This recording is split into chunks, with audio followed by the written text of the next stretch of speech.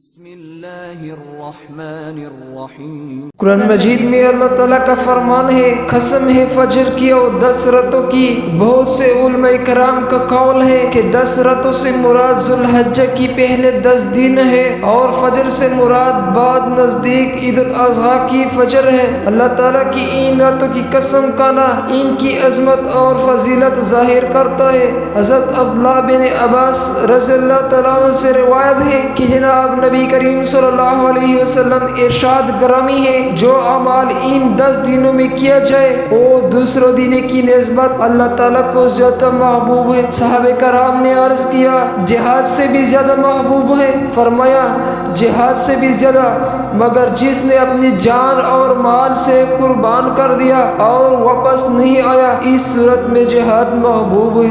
اس لیے ہمیں ان 10 دنوں میں اور راتوں میں زیادہ سے زیادہ نیکیوں کی کوشش کرنی چاہیے، خصوصاً ان کی اعمال جن کا نبی کریم صلی اللہ علیہ وسلم نے حکم فرمایا ہے۔ دین کا روزہ اور رات کی عبادت۔ حضرت ابو ہریرہ رضی اللہ تعالیٰ عنہ سے منقول ہے کہ نبی کریم صلی اللہ علیہ وسلم نے فرمایا، ان 10 دنوں میں سے ہر دن کا روزہ سال کا روزہ کی برابر ہے، اور ہر رات کی عبادت شب قدر کی عبادت کی برابر ہے۔ ان 10 راتوں میں ایک کا مال زیادہ ذکر کرتا ہے۔ آپ نے فرمایا، ان دنوں میں لا الہ الا اللہ اور تحمید، الحمدللہ، تکبیر، اللہ اکبر اور تسبیح سبحان اللہ کی کثرت سے کرو۔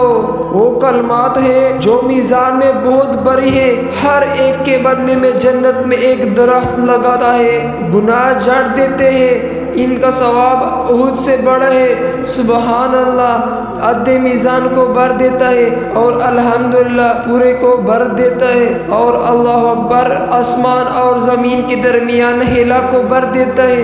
جس نے 9 ذی الحجہ کا روزہ رکھا، اس نے 1 سال پہلے اور 1 سال بعد گناہ بخش دیے جائیں گے۔ حضرت عائشہ رضی اللہ تعالیٰ عنہ سے منقول ہے کہ 9 ذی الحجہ کے دن کا روزہ 1000 دنوں کے روزے سے برابر ہے۔ نبی کریم صلی اللہ علیہ وسلم نے فرمایا، جب ذی الحجہ کے پہلے 10 دن ہو اور آدمی قربانی کا ارادہ رکھتا ہو تو وہ اپنی بال اور ناخن کو ہاتھ نہ لگائے، نہ کٹے۔ یہ مستحب عمل ہے، کوئی اس کا لازمی نہ سمجھے۔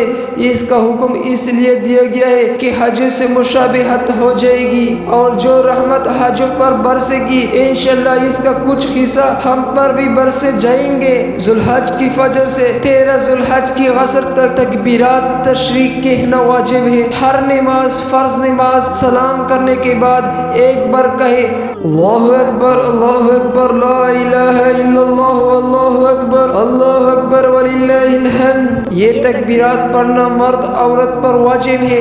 مرد حضرات بلند آواز سے اور عورت آہستہ پڑھے۔ ذی الحج کی رات کا قیام کا عبادت اور قیام کرنا بھی فضیلت کا عمل ہے۔ نبی کریم صلی اللہ علیہ وسلم کا فرمان ہے، جس آدمی نے دونوں عید کی راتوں کی ثواب کی نیت سے زندہ رکھا یعنی جگہ، تو اس کا دل اس دن نہیں مرے گا جس دن لوگوں کا دل مر جائیں گے، یعنی قیامت کے دن۔ ذی الحج کے دن عظیم عمل جانور کا قربانی ہے۔ ہر صاحب نسب مرد عورت پر قربانی واجب ہے، اگر نہیں کرے گا تو گنہگار ہوگا۔ نبی کریم صلی اللہ علیہ وسلم نے خود فرمایا ہے، جس کا طاقت ہو پھر بھی قربانی نہ کرے وہ ہماری عیدگاہ کے قریب بھی نہ آئے۔